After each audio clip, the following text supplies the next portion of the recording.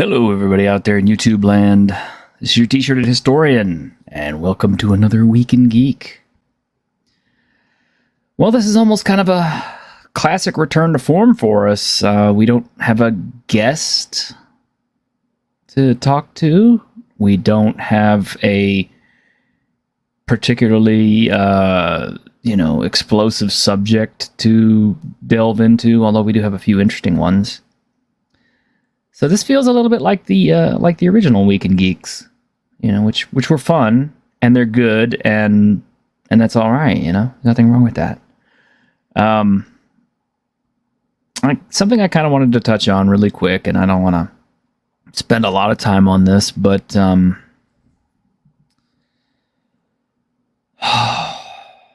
to put this? Okay. I've been a victim of cancel culture. Some of my panelists have been victims of cancel culture, and some of it is still ongoing. I'm not going to point fingers, name names, or any of that stuff. This is not what this is all about. I'm just going to say that I'm not a big fan of cancel culture on anyone's part.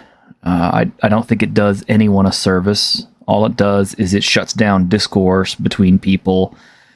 It harms people's ability to discuss things. It harms their ability to rationally talk about the things that are bothering them, the subjects that need to be talked about. But at the same time, I also don't really want to engage with people who are just absolutely stuck in one view or another. It's, I don't really feel like it's my job to convince anybody about their place in what they view. I mean, because in my opinion, things change, people's opinions change, people's attitudes change. And I've seen it happen on more than one occasion. I mean, I myself, I don't find myself entrenched in any one position deeply enough to say that I wholeheartedly, totally, absolutely, utterly believe in this, that, or the other than the fact that I do have some very basic, simple things that I do believe in, and that is that people should be fed, people should be given access to medical care, people should be given access to housing, and people should just generally be taken care of, should they not be able to take care of themselves. I think these are just basic human things that most of us would want for our fellow human beings. Do I necessarily think they need to be in luxury hotels or something? No. I figure that's an earned privilege, but I also don't think they need to be in,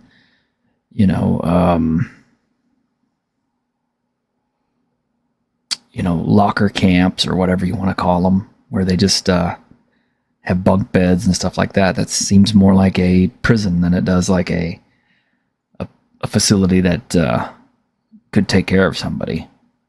I don't have all the answers. I don't have all the information and everything. These are just basic things, though, that I believe in that, should be, just good signs for being a decent human being, is just wanting good for the welfare of others. But as far as cancel culture goes, I've seen cancel culture mostly coming out of one side. Now I'm seeing it coming out of the other side. And I'm kind of tired of getting caught in between it all. And, my opinion is I'd rather just step back, let them fight it out, let them have it. I don't care enough about it. I'll just do my own thing and, just try to be friendly with everybody and be cool, because that's just who I am. I don't want to make enemies out of anybody. I'm not here to do that. I'm just here to talk about fun stuff, try to give a little bit of a positive spin on everything, and bring a little bit of hope and a little bit of joy to everybody on a Saturday or on a Tuesday or whenever I choose to do my stuff, and I would hope that you guys tune in for that as well. I think the outrage clickbait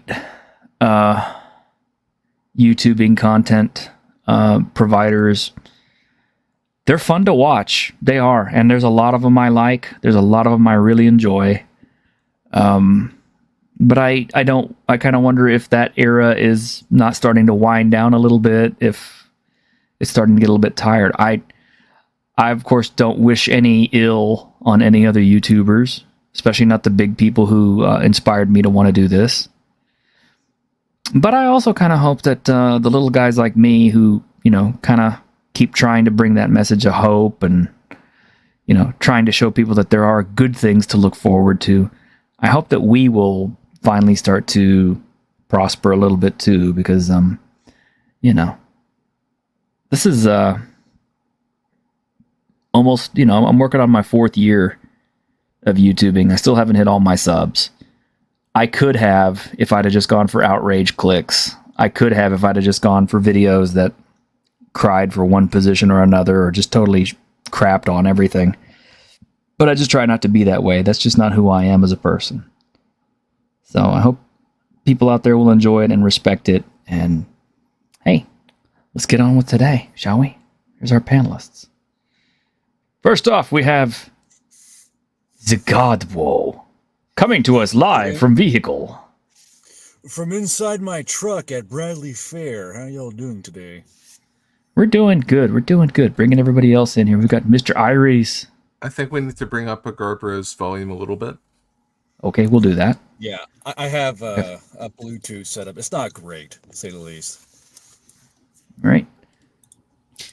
By the way, Guard, congrats on getting progress of the book done.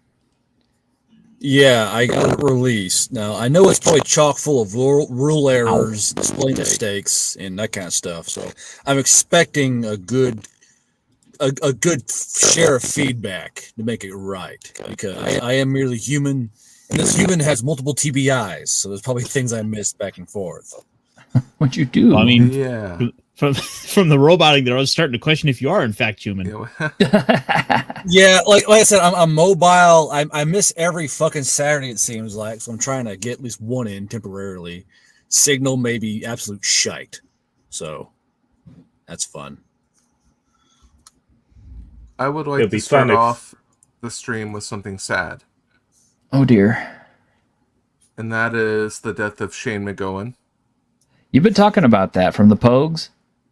Absolutely. I don't know if any of you guys are attached to the Pogues, but for me, his music was amazing. Like, I worked on my books while listening to it. I knew it when I was in high school. His death is it's made me sad. I'm sorry. It's just a big deal. I can hear it in your voice. I don't know. The Pogues were fucking amazing. They did collaborations with the Dubliners. They had a lot of Irish stuff. Fairy Tale of New York, I believe, is a genius song. But anyway, we can get that out of the way. I had to mention it because I think it's important. Well, I mean, if it's important to you, then it's important to me too. Because any of you guys know about the Pogues, Shane McGowan? I know about the Fairy Tale of New York. Yeah. I think you must be slightly older than me, because they were kind of out of style when I was in secondary school. But yeah, influential, certainly. Of course. All right, anyway. Had to get that out of there. We wrote 2 of our books listening to the Pogues. Love that stuff. And also, yeah, never mind. So the Pogues. Good stuff. Rest in peace. Rest in peace. And he was the inspiration for Cassidy in Preacher. Yeah. Yeah. You seem like it. I got an amazing an amazing thing here from Squeak a Mouse for $50. She says, Mousy Squeakmas, Shirty, love ya. Thank you very much, Squeaka. You've always been a really big supporter of the channel. We miss you not being on here, but I hold out hope that you will one day return to us and bring that little ray of sunshine that you always have been to the show. Said I never met Squeaka on here. It's always been like the shadow in the back, this lore drop Squeaka. Never actually seen her on. Oh, you'll want her to read some recipes for you. Yeah, she doesn't want to do that, but all right. Let me see. Let me find a clip that we could play for Squeaka. Let me find something that's I don't know, Mousy. Mousy. I don't really have anything that's mousy. I do have this though. Here, Well, wait. what about the clip I sent you? What about the clip you sent me? Was that thing just screaming? Yes. With the thing just screaming. No, The Pippa clip. no, It's just Garth no. in the morning screaming because he's awake. I'll Yes. put this one up. Not only will she appreciate and recognize this, but it's also kind of a positive message. It's just perfect for Squeaka. What can I say? I like everybody. Everyone is welcome here. Come on down, sign the contracts. We've got a spot for you here. We don't discriminate. We treat everybody equally down here in hell. This has been your Lord Baphomet telling you, stop playing with dice. Go play with some boobies or something. There we go. That's just every armory recruiter ever right there. So that's all. That is Oh, true. Well, did you see where they've now gone to using anime milfs? Yeah. Yeah. Why? I almost went back up. I was that close. I was like,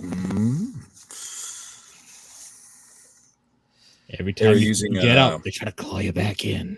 They try to draw you back in. Okay, so Caster's really, really vehemently wanting me to play this, so here we go.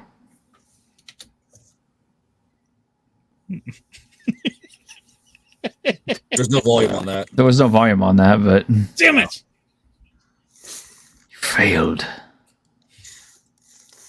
I'm awake. I must scream. That's me every morning. Cup. Damn it. You're intimidated by all the beards. Yeah, I think we all have beards except for I don't know about Greg, but yeah, No Shave November finally ended, so I could finally shave mine off. What's a shave? Clean shaven.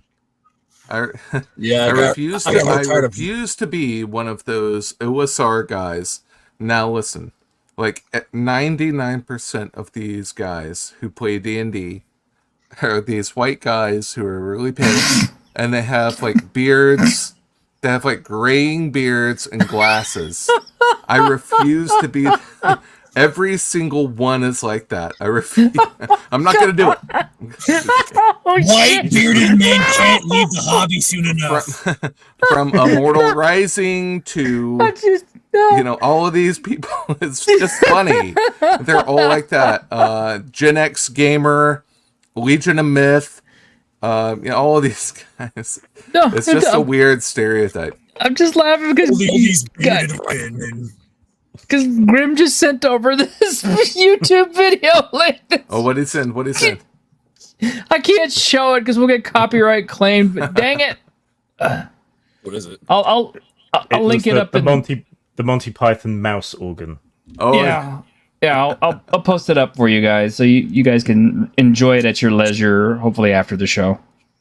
Yes, it's the mouse organ sketch. Yes. There, that's a Squeaka clip. There you go. That's a Squeaka. And Greg, you made Squeaka cry. Sorry. Speaking of, hopefully that was tears of happiness. Yeah, speaking of a bunch of white dudes and beards, Twitter is currently on fire again. But what about this What do I do time? now? So basically, there's a panel for a con or some shit, and it was all a bunch of Goodman white- Games. Yeah, we were going to talk about that. Yeah. Like trying to start a fire over there because I saw one post like I'm queer, I'm BIPOC, hire me. Like, yeah, it's all based off of merit. So it's just one of those things. This is one of those things that makes the clip work again. Let me try this one more time. Okay. Every time we come in this week, we're like, yeah, what's trending? Watsy.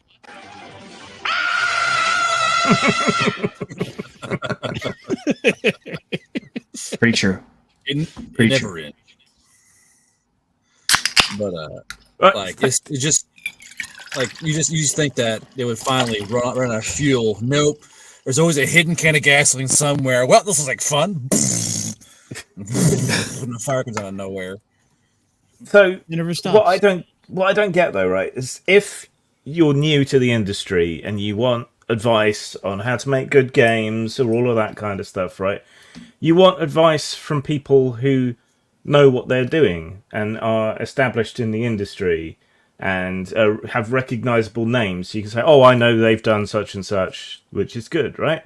So No, you don't want information from a bunch of no-name people who, "Oh, I've done a zine." Yeah, I do. No, I'm a Mexican. I want some Mexican chef who worked on the Radiant Citadel to show me how to write games. Well, I mean, that's unfortunately the big problem, though, is we've seen across virtually every single industry, it's become you have this groundswell of people who've come in, and before any metrics of quality and ability, it's the boxes they check. This is what it's been for the last 5 years. You have this. Yeah. That's all these people that have been coming in have been holding up, and so this idea that you might have people who are qualified, and yeah, they happen to be a bunch of white guys. Oh well, now it's a problem. We got to make sure we talk about other things they can't help, like Guard, tell us. We need someone here who can stutter. Guard. I have speech impediment. I got chosen. Yay! Yes. Like imagine working. Okay, here's what I don't get. Imagine working so hard to have. Imagine you're a queer person of color, right? And you work so hard to get your name known, and you're only chosen as a token applicant. Like, oh, because you're queer, you. Like, you're now tokenized. How is that not more insulting? Like, I know it's all in the chat, a meritocracy, but that's how I was raised, you know? Like, if you have the merit, you go, okay, that guy knows his shit. Like, say there are two mechanics, right? And you can't see their face, you can't see their body. You have two sheets of paper that say what they know. You go, all right, this guy doesn't know shit. This guy knows everything. You're gonna choose the guy who knows everything every fucking time. You know, but now it's like, speaking of stuttering, but now it's like you gotta look at the paper and go, okay, which one is white?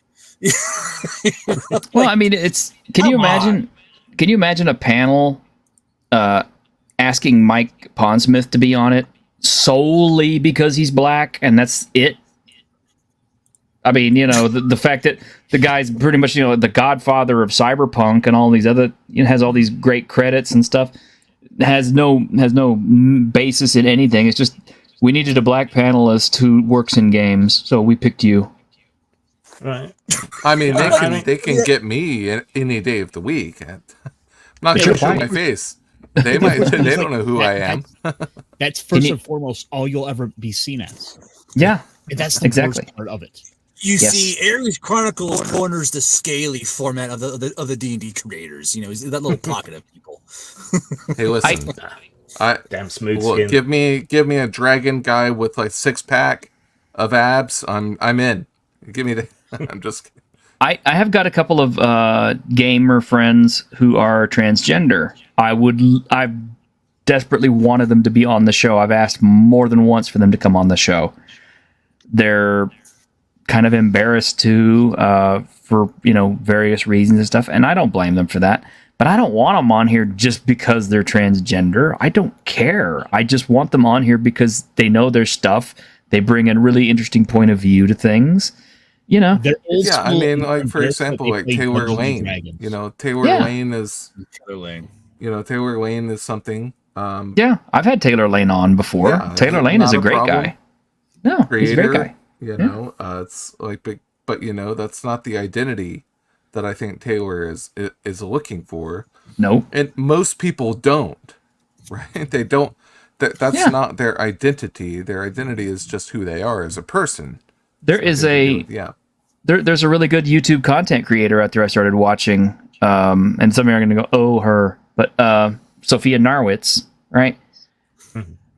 I originally what? I thought you were saying Ginny D. No. What the hell? Oh my god, I love Jeannie D. She's my No. favorite. No. Sophia I like her Narwitz. costumes. The only reason I started watching her was because she did a Saints Row reboot commentary that was hilarious, but it was also very insightful. And as I got to listening to her, she started talking about herself on some of her various other videos. And it's like, okay, apparently she is a disabled veteran who was assaulted. We can't use that other word anymore because of YouTube. But she was assaulted while she was in the army and is a transgender person.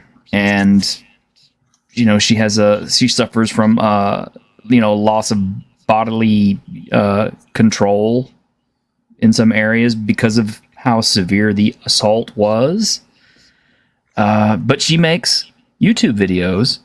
She's very good, and she has actually kind of taken power over her disabilities and over the things that used to harm her. Apparently, she was pretty far into the left at one point, and she's kind of started coming back around the other direction because she's finally started seeing all the damage that the people on the left were doing, and she doesn't like it either.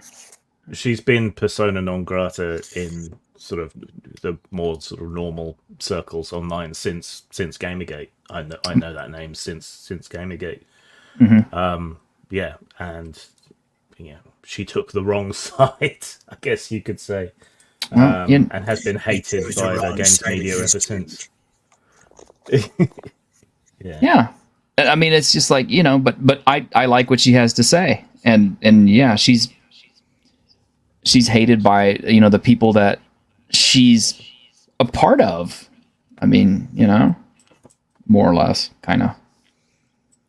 It's just funny how fast people will eat their own when they have wrong think or don't cotton to the same views that the herd does. Yeah. We think this patch of grass is the best patch of grass. Any member of the herd who does not eat this patch of grass shall be excommunicated from the herd and left to the wolves. And then you find out after you get excommunicated that the wolves are actually not such bad people and that they will actually be willing to discuss it with you. Just my experience. That's the problem. That's the problem. One discusses, one does not. One makes assumptions and draws conclusions. Like just watching this brief exchange of fire on Twitter it's the same shit. Like there's no discussion. Simply, if you don't do this, you bad person. And then one guy locked his I love people locked our Twitter. It's like, okay, so you're saying you're wrong. Gotcha. Like if you're I'm wrong, it's like you lock your Twitter. Like, guys can't talk to me anymore. Or like I get that people are opinionated. That's fine, but you can't decry things as being bullying or racist when you don't even allow discussion in the first place. Let alone like not basing things off of merit. Because when you're like me or Grim or T-shirt or Iron, everyone else who's on this podcast, they're mostly all content creators. And once you're a content creator, you lose your gender and you lose your race. You are just you are the gender of content creator. And how we should be doing this is as the race of content creator, you're judged off what you know, what you've done. It's basically the same. It sounds dumb, but a content creator is like a soldier. You're based off what you've done, what you know, where your expertise lies. Your race or gender don't matter anymore. It depends on what you can do, what you have done, and how good you do it. If you're asking for these companies, you need to hire me because I have all these adjectives attached to my name. Well, okay, cool, but what have you done? What do you know? Like your value lies in what you have done, not what you are. And it's today the race of the orc ends and the YouTuber begins. I mean, in a way, yeah. It's just I don't see how we keep falling down this oubliette over and over and over again. At this point, the oubliette's full. It's full of bodies. Yeah, I wish more much. people would, frankly, take sort of the Elon Musk approach from this week. Where fuck you.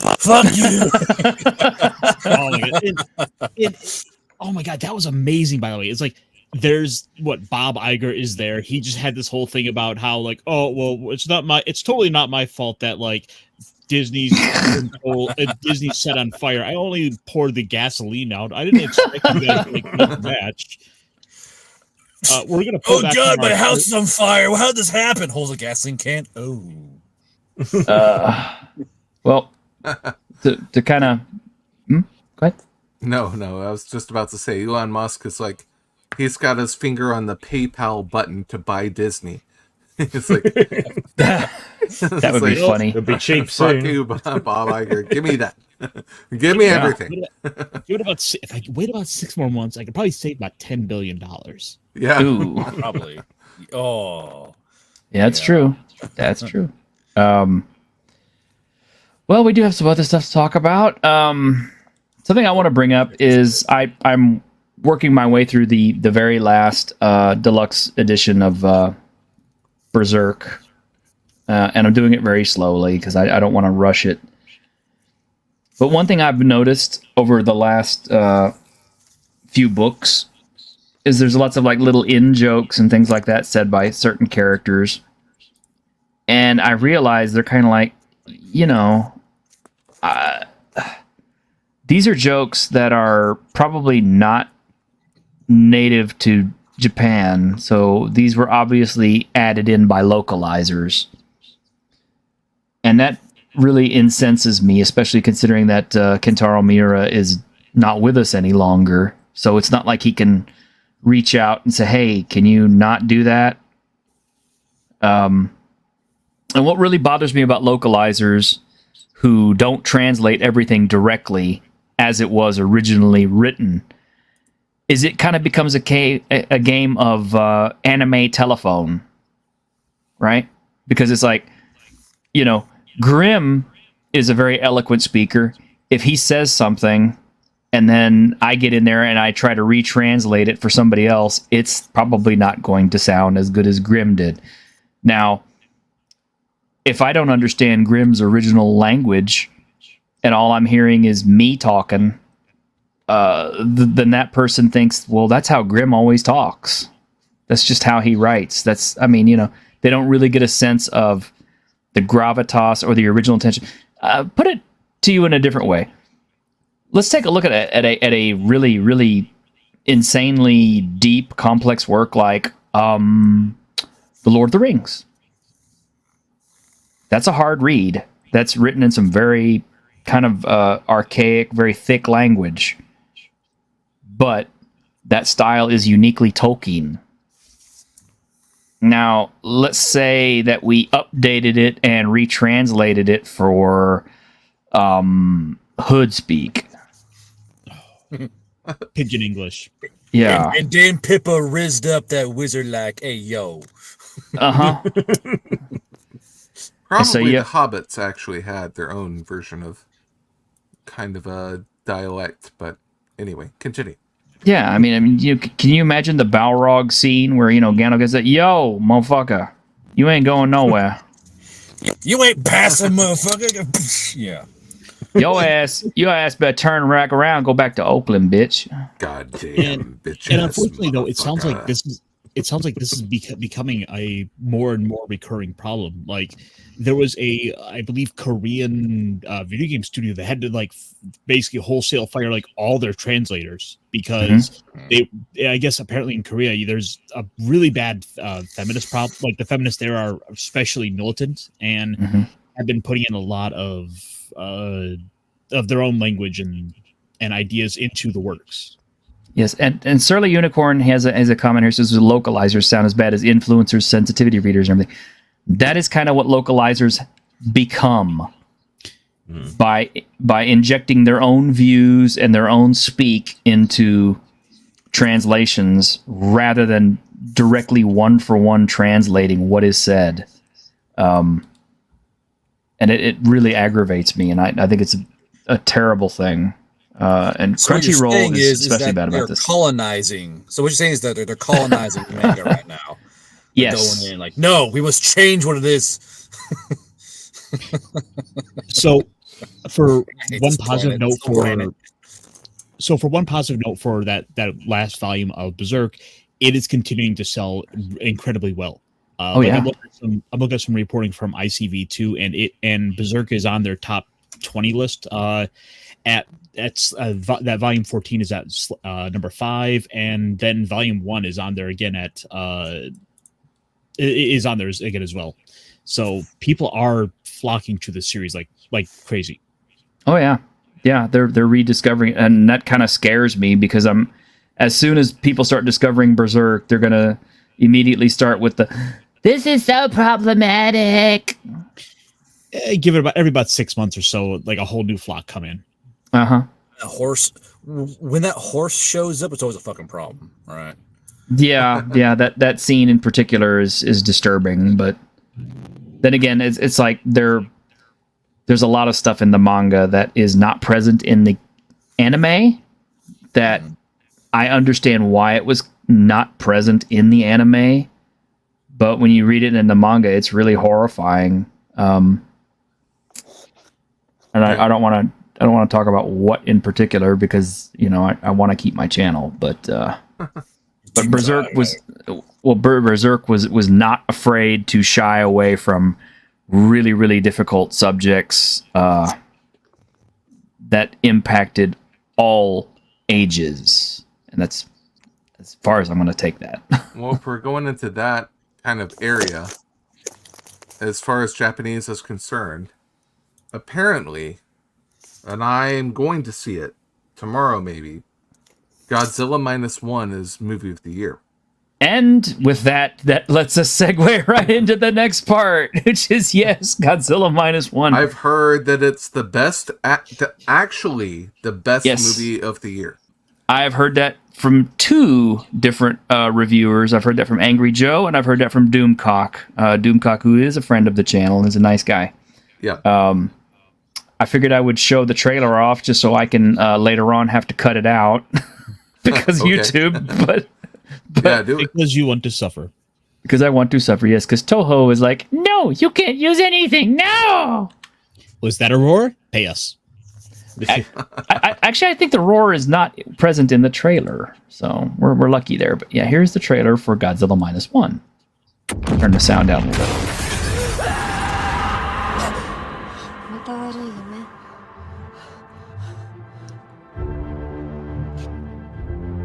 ご両親、空襲でやられたようです。兄さんも私 It looks really well filmed. Yeah. I mean, for a Godzilla movie, だから私は you could tell they really stepped their game up on this. You know what I mean? It's very bold to set the movie in post-war Japan like that. Mm-hmm. That's very politically controversial. And man, look at that animation. Oh, yeah. あんなもん倒せっかありません。東京がまた火の海になるのは見たくない。戦争が終わってないんです。今度の戦いは未来を生きるための戦いなんです。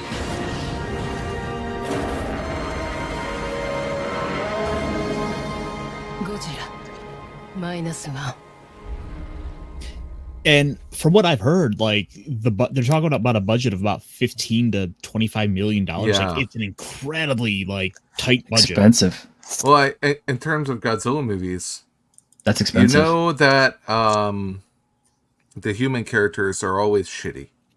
That they've always been, for 35 movies, they've been crap. But apparently in this one, they're actually good and you care for them. And they really develop them, and there's like a good plot, and there's a good script. Yeah, that's what I've That's heard. the thing that I'm interested in the most. Uh-huh. And I mean, from a little bit I understand, like of the film, like it's following around this likable main character who was supposed to have been a kamikaze pilot who feigned some engine problems at sort of the last minute. Yeah. Well, I mean, Howard. at the end of World War II, like, what are the... I mean, I'm sure that was a very real thing. Like, kamikaze pilots and these, other fighters in Japan probably, even though they were indoctrinated with this idea of, death over defeat, they probably did like try to hang up their guns, like, you know, because they knew that the war was over. It was over, you know. So the idea of having someone like that as your main character to center the story around. Yeah, great. I want to see it. I'm gonna see it probably tomorrow. We'll see. Yeah, But it looks really good. Yeah, definitely. And unfortunately, Garbro had to bounce immediately, rather suddenly. Yeah. Well, he was in a car, so got a jet. Tell people I said goodbye later, fellas. Yeah. Sorry, bub. Bye bye. Sorry. Yeah. We had a few other trailers drop that I want to talk about before we run out of time. But that one definitely looks good. This next one. Oh no, man. Okay. Let me just.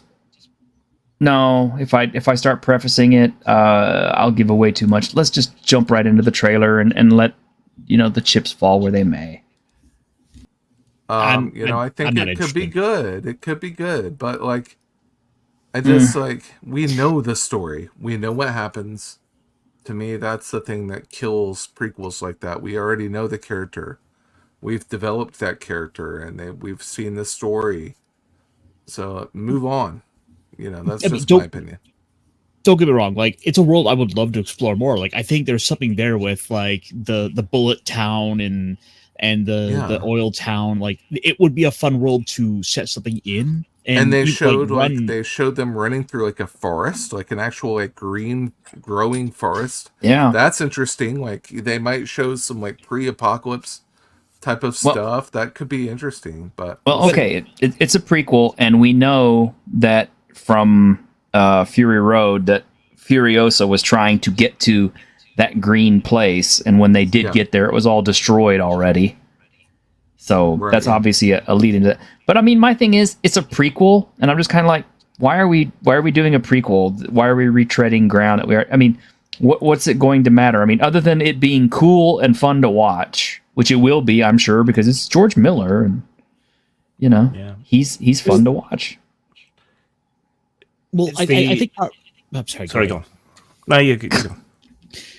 I think one of the bigger problems, though, is this is yet another female-led movie in a time in which I've had nothing but a major like glut of those. This is starting to feel. I look at this and I'm starting to get the flash of, and sort of, it's that almost Pavlovian response I'm starting to have developed thanks to just the recent trend of Hollywood films that has led me to almost on instinct, like, want to roll my eyes at the thought of another female-led girl boss movie, and like already kind of write the complaints, and like, I don't want to go there, but that's just where Hollywood has led me. And I like George Miller, but it's the bigger Hollywood around it. Hey, RPG Grandma, it's good to see you on here. What's the subject? Right now we're talking about Furiosa, the new Mad Max movie that's coming up. See, but when I saw Fury Road, even then I started thinking, wow, there's surprisingly very little Mad Max in this. So, go ahead, Graham. I'm interested in the world building. I think George Miller is a master of implicit world building. All the narrators in his Mad Max films are unreliable, but he's worked out, the history of every car, every person. He insists on practical effects as much as possible. So like the flame-throwing guitar had to be able to throw fire and actually be played as a guitar. He's that into the detail. So I'm interested on that score. The timeline's fucked up though. 45 years after the collapse, then that's not Max in Fury Road. So no, that doesn't work out. It doesn't bother me that much because he frames all of these movies as myths that are being, as I said, told by an unreliable narrator. But that's the only time I think they've ever put a real exact date on anything. That's probably a mistake. Yeah. And this is something that I don't mean to, it's probably not disrailing the conversation, but like, a movie to me does not have to be a sum of its parts in order for me to enjoy it. If it has excellent special effects and action, hell, I'm in the seat. I'll buy the ticket. Yeah. That's fine. If it has great characters, but no special effects, no action, you know, and poor CGI. If the characters are good, I'll buy it. You know, if there's one thing that the movie can do really, really well, then I'm in the seat, you know? So we'll see if this can do it for us. Yeah. Well, I mean, yeah, obviously there's no Mad Max in it because it's all about Furiosa. Yeah. And I kind of feel like what this is based on the success of the previous film and the female empowerment movement that we've been kind of, living in since then. I feel like this was kind of like one of those films where it was kind of like, well, we've already started production of this, and then now we're kind of like at the point where it's kind of like, okay, the female-fronted movies are starting to die. Maybe this wouldn't be a good idea. Well, we've already got this so much of this in the can. We just have to finish it and put it out anyway because we spent so much money on it. Just look at Disney's Wish. A total disaster. Complete. Yeah, unmitigated disaster. Did the Snow White movie ever actually make it out, or is it still being held? Yeah, see, it's still being held back. And Marvel's tanked horribly to the point where it's actually causing repercussions for all of Disney's other properties in Marvel, because I heard they're canceling She-Hulk season 2 over it. Well, the Marvels. I think that's still tentatively in the air. Like at that same summit, Bob Iger did admit that they'll float things out just to see how the audiences would respond. Mm-hmm. So you have to be really careful with what you're hearing and believing about rumors, especially with Disney. And it's it's actually real sad to me to see the development of female characters over time and how they've changed and how they've become just worse. Like if you go back to the 80s, the female characters were fucking awesome. Like Sarah Connor, yes, Terminator 2, Aliens, Sigourney Weaver, Sigourney Weaver, and Ghostbusters even was not even a hero. She was a victim basically, but still, good character. Like and they just keep trying to push this thing where it's like they make the main character like invincible or the girl boss, infallible, that type of thing, and I don't understand like why. Like it's not a good style of writing in my opinion. Do you guys think that it would help this movie or hurt it if if a Mad Max saga wasn't in the title? I don't think it could hurt it. It's probably like the only thing anything's got going for it. I mean, would you? If it didn't have the Mad Max attached to it, would you still see it? I mean, it was just Furiosa. And then being in the current line of I hate girl boss movies thinking. Well, because I'm thinking it's still going to annoy me the fact that they're calling this the Mad Max saga. So so we're going to get other movies without Max in there. Look, give me Mel Gibson back, please. I know he's weird. I know he's politically incorrect. He's got problems. The guy is probably crazy. But the thing is, him back. Give me Mel has spent the last 2 decades basically on his hands and knees apologizing all over Hollywood for that. Yeah. Well, now he's coming out with this documentary that's very controversial. But yeah, apparently though, if he were to turn around and do that stuff today, half Hollywood would be celebrating him for it. Oh, exactly. He's been pretty good in the odd couple of things that he's been in. Yeah, I've heard. Yeah, like some Amazon movies and things that he's been in. There's the did you see that movie where he played Santa? I heard that he was good in that. But I want to draw attention to this really quick. Yep. K Mike has this right. If this came out a year or 2 after Fury Road, I don't think there would be as much negativity. I agree, because if it had been closer to that release, people would have been like, "Oh, wow, okay," and it could have piggybacked off of that and done really well. But that film, Fury Road, is how many years old now? Almost 6. Yeah. So, it's kind of like you're trying to make a sequel 6 years after the film ended. I mean, it's almost as bad as George Lucas going back and going, "We're gonna make Episode 1 20 years after Star Wars ended." And now we've got all these movies that are coming out that are actually badass, that are better than Fury Road, like Godzilla -1. That's a post-apocalyptic movie. Like Yeah. that's set in almost a post-apocalypse, like after the World War II, and there's a lot of ruin and destruction. Shit, go see that. Forget whatever this is. And speaking of post-apocalypse, that leads us into our next show. Greg's smiling because he knew where I was going with this. So the trailer for this dropped. Here we go. Okay, no. I have not seen it. I have not seen it. I have no opinion at this time. I want to have a genuine reaction to this. Here we go. So this is the Fallout teaser for Prime on Amazon Prime. It's the hope that kills you. It is the hope that kills me. You got to realize, like, the same woman who was in charge of Lord of the Rings for Amazon oversaw this. Oh, yeah, but Todd Howard's on this, right? Please tell me Todd Howard's.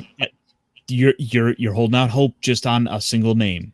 Yeah, look at the bigger picture of the people around it, and Westworld people. It'll be good for 1.5 seasons. Yeah, because the first season of Westworld. Well, no, yeah, you're right. The first season and a half of Westworld was good. Look, it looks silly and over the top, but that's what Fallout is. That's what Fallout is supposed to be, a satire. It's supposed to be a parody.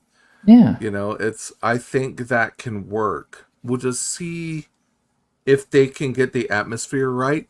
I feel like in that trailer, a few things about it make me think they might not have it completely right. It really needs to have that old 1950s look, and some of the things that don't quite fit in that frame. But we'll see. Low Spec, I kind of disagree. I mean, yes, I love Fallout 1 and 2, and I love New Vegas, and I know those were all the original Black Isle studio guys, and I revere them, obviously, and I play New Vegas all the time. I've got like over 900 hours on it now. But I loved 3. I loved 3 immensely. I loved the soundtrack. I loved the way everything looked with that greenish overcast. It felt more open world than New Vegas actually did, in my opinion. Was it great all the time? No, it had some missed marks on it. I mean, there was way too much dungeon running for one thing. But I really loved 3. 3 was my favorite, and 4 is okay. I mean, it wasn't my favorite, but I still like New Vegas better than it. But I don't know. I just really like the Fallout series. I just really do. It's always going to be one of my favorites. Well, Lord Thoth, you haven't bought 4? Saying about Bethesda and turning Fallout into a caricature of itself. Yeah, but that means the Fallout games have character and an identity. Right? Mm-hmm. I've been playing Starfield, and it really lacks its own identity. It's I'm having fun with it in the same way that I had fun with No Man's Sky, in that you can just play it as a sort of meditative exploration, build outposts sort of thing, and you don't have to necessarily get into the story, but the story itself is kind of cookie cutter Bethesda. Skyrim has character because it's been heavily built up over several games. So maybe another Starfield game later on, 5-10 years down the line, will have some character. But it's just, and it feels like it was built for last generation's consoles as well, which doesn't help. Yeah, there's that. The big problem though was they tried to go too big with the scope. We have in hundreds of worlds you can go to, and so few of them have anything you could do on them. Yeah, if they had cut that number down by like half, or let's say down to 20 planets, I think that even that would be an ambitious number. But when we pad those out with and give more detail to those, let's say 10 or those, let's say dozen planets, like a dozen well-crafted planets would be a better, more attainable goal. Yeah, it's a lot of the planets just don't feel alien, even the ones with plants and animals on them, and the animals are kind of similar to each other in too many ways. you will find outposts and buildings and stuff on lots of planets, but it's the same one over and over again with maybe a different group hiding out in it. Okay, so the nearest thing I have to compare it to, and I do own Starfield. I really haven't played it, so I can't give an opinion on it yet. But I have played the Outer Worlds. Yeah. And I found that to be just mind-numbingly boring. I hated the characters. I liked some of the style, but it felt like it was really trying to ape Fallout in a way. Mm. And story-wise, there was nothing that particularly, sang to me. All the armors and weapons and stuff are generic, and they only do like 1 or 2 points of damage of difference. They have no particular characteristics that make any one weapon stand out from another. Mm. The storylines were, all the quests was pretty much like, fetch quests. The enemies were very cookie cutter, same enemy all the time. There were flashes of the old brilliance in it, I think. Yeah. Here and there, you could see it. But okay, but as somebody who's played both, what do you think of the both of them? I think Outer Worlds is better. Really? It has a stronger storyline. Dang. The Outer Worlds didn't feel big enough to me. There wasn't enough places and enough stuff to do, and I felt very hemmed in by the game. Outer Worlds, you can land on any planet just about and go anywhere on that planet just about, but there's just no point in doing so.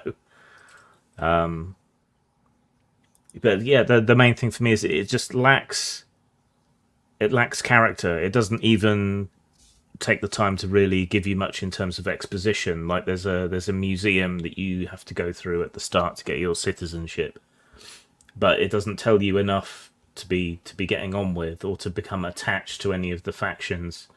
The only faction I got attached to was the pirates, who I was infiltrating to destroy. So, but they were the only ones that felt like they had any real character to them.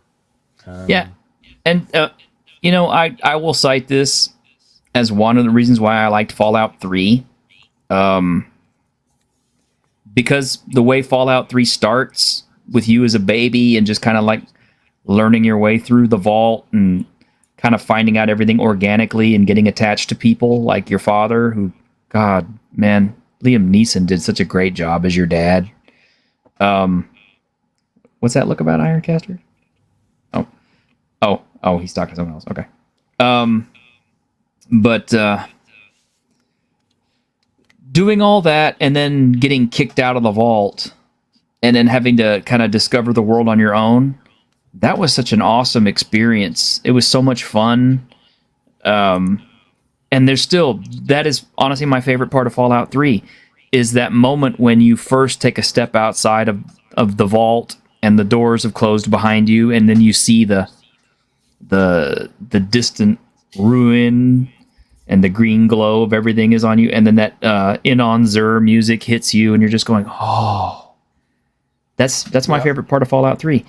Fallout New Vegas, on the other hand, it kind of felt more like we kind of expected you to know what this is all about when you first stepped into it. And Fallout 4 kind of gives you some of that, like you've stepped into a whole new world kind of feeling again, but it doesn't feel the same as 3. Nothing does. I think they looked at Skyrim and how much of a huge long-term success Skyrim has been, with people modding and adding things and having multiple playthroughs and everything. And they kind of anticipated that for Starfield, because apparently, lots of stuff doesn't unlock, and new, strange, interesting things don't unlock until you've completed the game and you're on your New Game Plus. Then you complete it again and on your next New Game Plus. And like some people have completed it like 10 times and they say all this weird kooky stuff starts happening. But you shouldn't have to play through, a 40-plus hour game multiple times to get to the good shit. It should be hooking you from the start. And K Mike says Wasteland 3 is a good fix if you need a spiritual successor. I have all 3. I have all the Wastelands. I have Wasteland, the original, the remaked one, the 2 and 3, and yeah, Wasteland is good stuff. Which is kind of sad because Fallout is kind of based on Wasteland as a homage to Wasteland, and yet somehow Wasteland 2 and 3 don't feel as good as Fallout, despite better writing. I don't know. Just maybe it's because of its isometric view. It kind of makes it seem smaller in scope, but I still enjoyed them. They were still good. The funny thing is, the game I think got the Wasteland living the best, and this is going to sound funny, is going to be Cyberpunk Phantom Liberty. I'm serious. It sounds funny. Zone. Yeah, because the whole combat zone area really does feel blasted out, post-apocalyptic and nasty and brutish, and it feels like it's such a departure from the main city of Night City itself. I mean, it almost feels like you stepped into a different game when you start playing Phantom Liberty. I don't know. Am I wrong or? I don't know. I'm playing that next. Yeah. Oh, you guys are going to have to let me know what you think. Yeah, and New Vegas is good stuff. Yes, it is good. Like I said, I go back and I play it all the time. I like to add in all the extra mods and stuff like that, and it's a great game. But it just doesn't scratch the itch that Fallout 3 does, and it's really been killing me because I've been trying to get a copy of Fallout 3 that will work long term and play it again on my machine, and so far I've just had no joy. It always crashes it out and stops. Has good old games work for you? No, even the GOG one doesn't work for me. So I don't know. I may never get the Fallout 3 experience again. I'm hoping somebody. Oh well, actually, there is hope. Metro is the post-apocalypse. Somebody is rebuilding Fallout 3 in the Fallout 4 engine, and they already did a complete piece-for-piece copy of what is it that the DLC that was in Fallout 3? The one where you go out to the nasty bog. Yeah. It's like a perfect replica of it, but it's in Fallout 4, so it's got better, graphics, better mods, better everything. Was it the pit? Point Lookout. Yeah, Surly Unicorn. Point Lookout. Yeah, but they're redoing all of Fallout 3 in the Fallout 4 engine, so that is my biggest hope, is that I will get to enjoy Fallout 3 again in the Fallout 4 engine.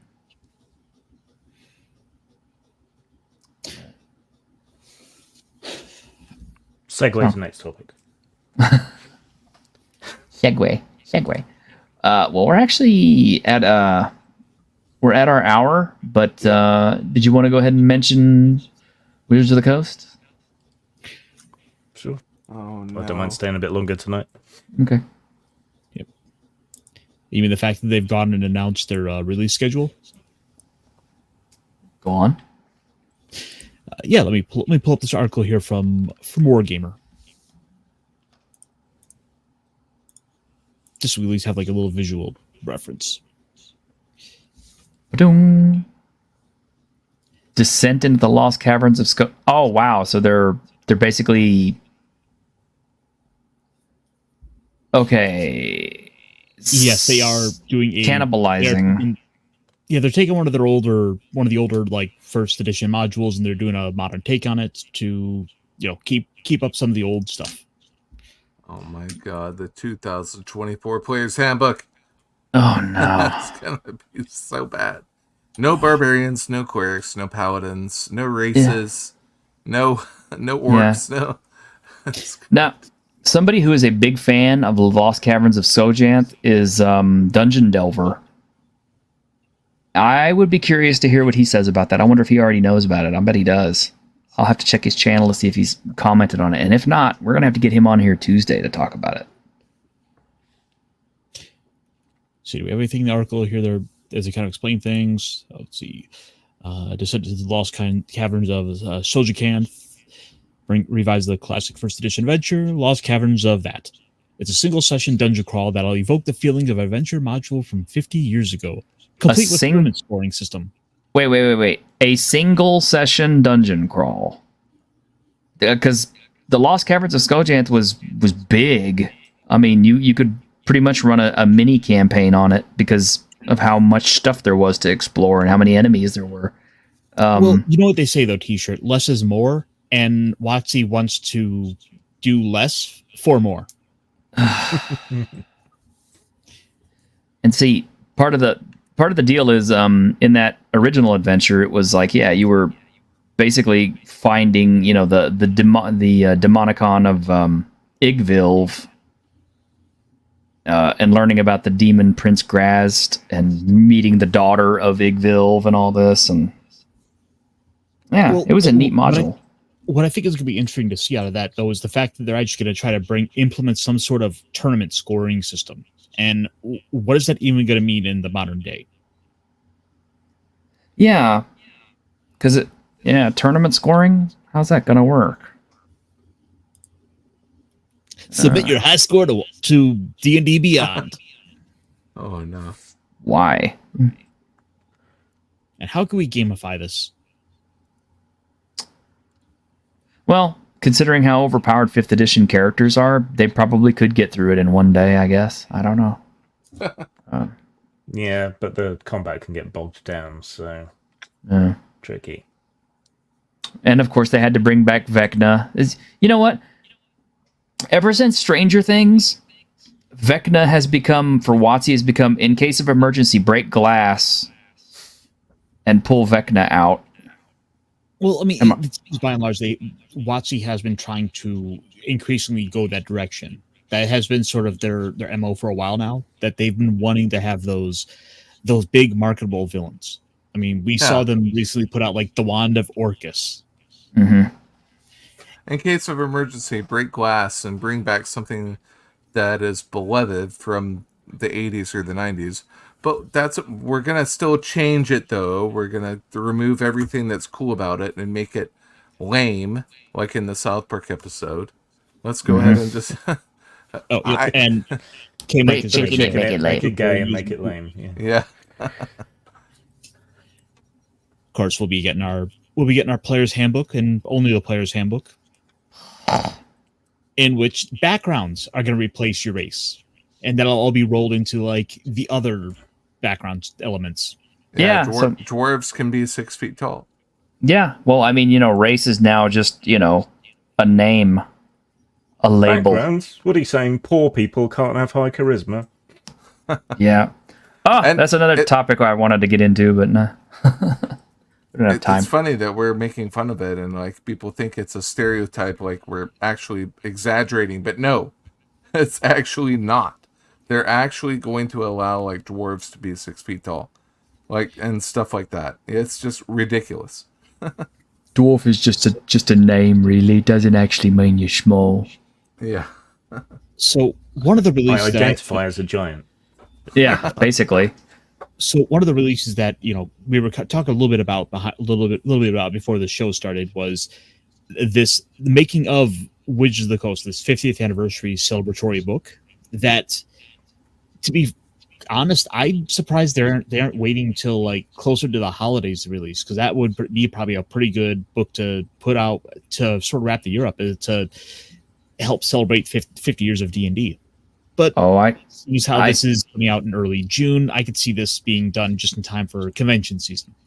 Which looks to be I'm sure that this thing will be rife with veiled insults thrown at Gary Gygax. Probably very little mention of Arneson or anything that he contributed. If anything, they'll probably go out of the way to try and downplay their involvement. Yes, but this book, I think, is going to be the one I expect to see people pick up just for videos, because I could imagine some of the guys out here who have done books about the history of Dungeons and Dragons. Yeah, doing a little compare and contrast to see, what did Wizards of the Coast either kind of gloss over or completely ignore? What elements did they upplay more than they reasonably ought to have? I would be willing to buy a copy of this for Griff from Blackmore just to see what he has to say about it. 500 pages long. Never before seen correspondence. Given Wizards this is calls modern it- Wizards. Sorry, go on. Wizards calls it a retrospective historical book, which thanks to our gaming historian John Peterson, retells D&D's origin. Who? It's retelling. And, some things get played up a bit more, the retelling. Yeah. All those years ago, it's really about this big. You remember more like this big. It's just, given how they've gone about slagging off a lot of the original creators, even those who are still alive, you can't then turn around and celebrate them just because it's the anniversary. It's a bit of a schizophrenic approach to things. Well, not only that, but I bet you anything they probably didn't do any consulting whatsoever with Ernie Gygax or his brother. They probably didn't talk to Jim Ward. I bet you they did talk to Janelle Jacques though. And you know why? I'm going to be curious to hear reports of is their one for one page for page recreation of the original edition, OE. How faithful are they going to be? Well, it wouldn't be hard to do. I mean, from what I understand, it's not a very big book. Well, yes, but how many sensitivity readers did they task to read through that edition? And there's the problem. Yeah. And once again, it's the telephone game.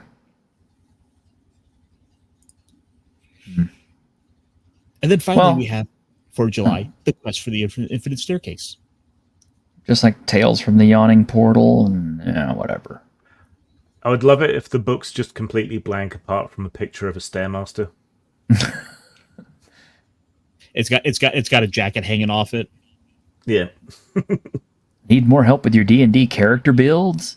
Here's a bunch of handy info on D&D backgrounds and 5e feats. Or, it's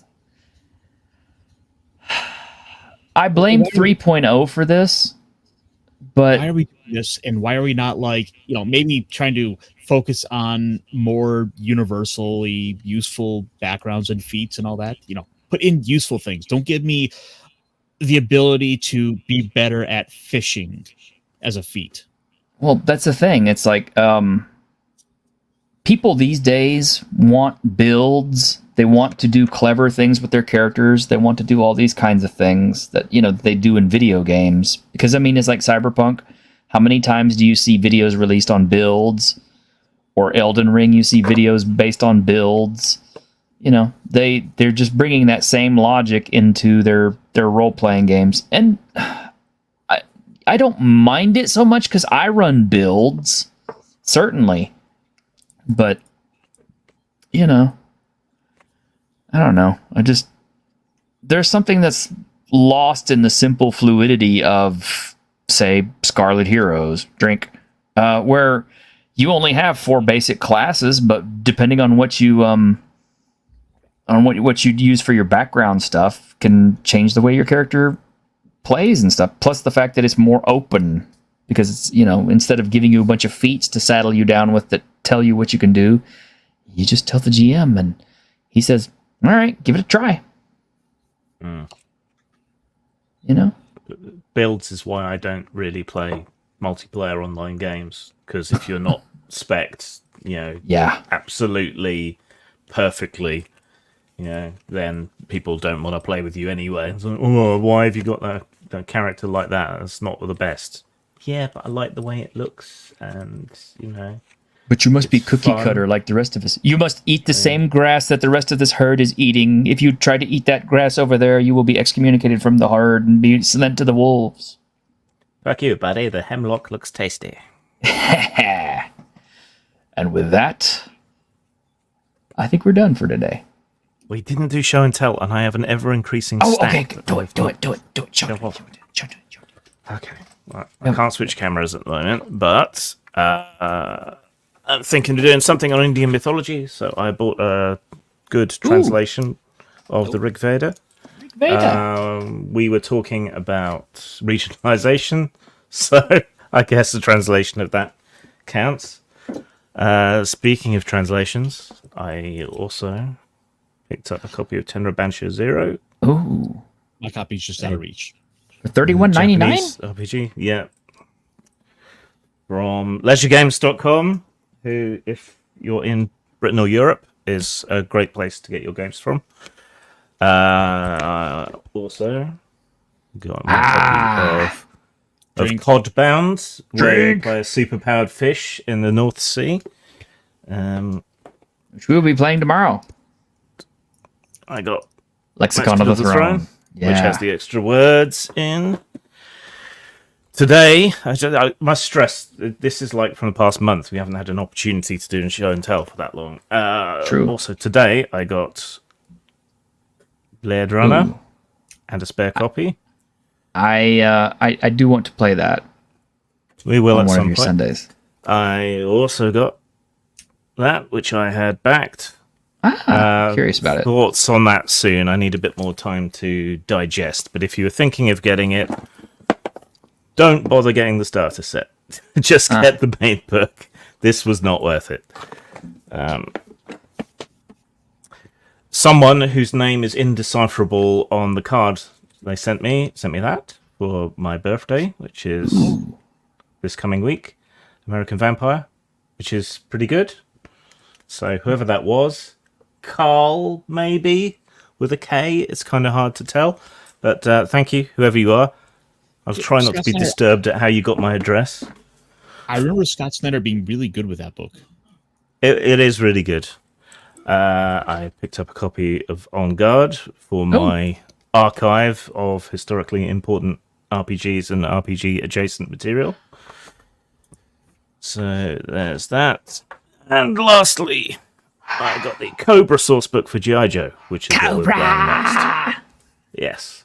So quite daring, allowing you to play terrorists, I thought. Who doesn't want to play Destro? Come on now. Just be sure to read over the chapter about running evil campaigns. Yes. Got to be sensitive. But still, giving you the option in this day and age, that's quite daring. I also got Werewolf, but I did a review of that already. So yeah, you did. Yeah. All right. Well, all right then. I guess we are at a stop for today. Join us on Tuesday when we have Tuesday with the Geeks, and if you want to see Godbound in action, tune in tomorrow when I run it for the crew. Hopefully everybody will be here. Incidentally, even though you're playing in it, I would be kind of curious to see how you run it. Just yeah, the difference, Grim. Yeah. Some point, yeah. And we still have to do Cities Without Number. Mm-hmm. So lots of things to do. Lots of things. But anyway, thank you all very much for hanging out with us. What? Quick plug. Okay, yes. Sending out an Iri's Christmas card. I've already messaged most of you. If you don't know or didn't know about it, or I haven't messaged you, please DM me on Twitter. I will send you a Christmas card.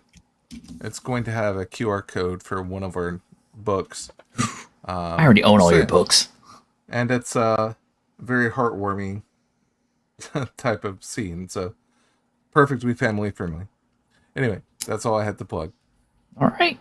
Good job. All right. Well, until Tuesday or until tomorrow when we see you guys again, have a wonderful week in Geek.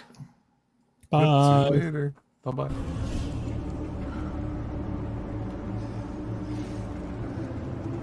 On behalf of the staff of the Independent California Motel, I wish you all sweet dreams.